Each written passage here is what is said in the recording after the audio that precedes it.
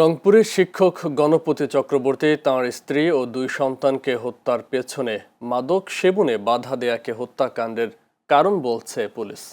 তবে এত বড় নৃশংস হত্যাকাণ্ডে মাত্র দুজন তরুণের জড়িত থাকা এবং পুলিশের বক্তব্য নিয়ে সন্দেহ প্রকাশ করেছেন নিহতদের স্বজনরা।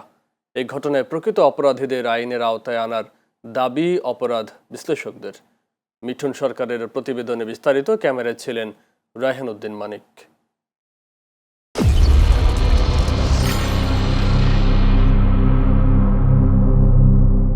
22 আগস্ট রাতে রংপুর নগরের কামাল কাসনা এলাকার একটি তিনতলা বাড়ি থেকে রংপুর জেলা স্কুলের অবসরপ্রাপ্ত শিক্ষক গণপতি চক্রবর্তী, স্ত্রী প্রীতিলতা চক্রবর্তী, মেয়ে আগামী চক্রবর্তী ও ছেলে আয়ুষ চক্রবর্তীর মরদেহ উদ্ধার করা হয়।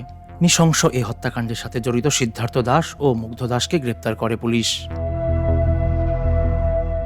23 আগস্ট সংবাদ সম্মেলনে রংপুর মহানগর পুলিশ কমিশনার মোহাম্মদ আব্দুল মাহবুদ জানান, মাদক সেবনে বাধা দেওয়া এবং পরিচয় জেনে যাওয়ার ভয়ে এই হত্যাকাণ্ড ঘটিয়েছে গ্রেপ্তার হওয়া দুজন।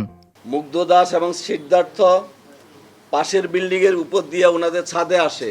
ছাদে এসে ওই ছাদে বসে তারা নেশা করে, ইয়াবা সেবন করে। ইয়াবা সেবন করাকালীন ভিকটিম গণপতি চক্রবর্তী স্যার যখন উপরে সাউন্ড শুনে তিনি উপরে যান।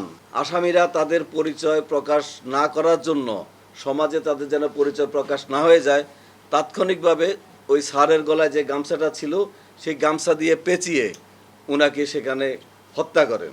তবে ভিন্ন কথা বলছেন নিহতের স্বজন সহ আশেপাশের মানুষ।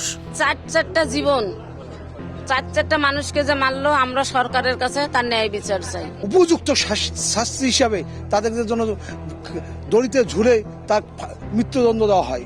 গ্রেপ্তার সিদ্ধার্থের বাবার দাবি, তার ছেলের বিরুদ্ধে খুনের অভিযোগ বিশ্বাসযোগ্য নয়। যা বলছে তা আমাকে মেনে নিতে হবে তো, কারণ যেহেতু আমি করেছিলাম না বা আমি জানি না বা আমি কিছুই জানি না, এই না জানার কারণে তো আমাকে ওইটাই মানতে হবে। অপরাধ বিশ্লেষকদের মতে এই হত্যাকাণ্ডের প্রকৃত অপরাধীকে শাস্তির আওতায় আনা না গেলে সমাজে অপরাধ বাড়তে থাকবে। যারা আজকে বড় বড় অপরাধগুলো করতেছে, সেটা হতে পারে গ্রিভেস হার্ট, সেটা হতে পারে মার্ডার, সেটা হতে পারে হোমিসাইড, কিন্তু তারা 10% থেকে 20% পানিশমেন্ট তারা ফেস করতেছে না। যার কারণে এই পানিশমেন্টটা ফেস না করার কারণে তারা আরও বেশি কনফিডেন্ট হয়ে যাচ্ছে। তারা জাস্টিস সিস্টেম সেটা সব কিছু তারা জেনে যাওয়ার কারণে, জাস্টিস সিস্টেমের লুপহোলসগুলো জেনে যাওয়ার কারণে তারা অনেক বেশি খুব কনফিডেন্টলি তারা আরও বড় বড় অপরাধগুলো তারা সংগঠিত করে। একসাথে এতজনকে তারা মার্ডার করলো, এটা কিন্তু ছোটোখাটো বিষয় না।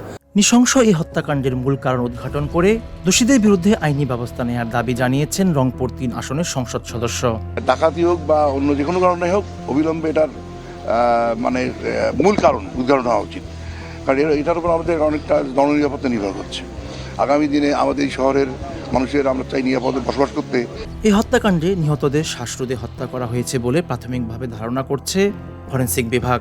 নিহতদের মুখমণ্ডলে কোনো রাসায়নিক পদার্থ ব্যবহারের আলামত পাওয়া যায়নি।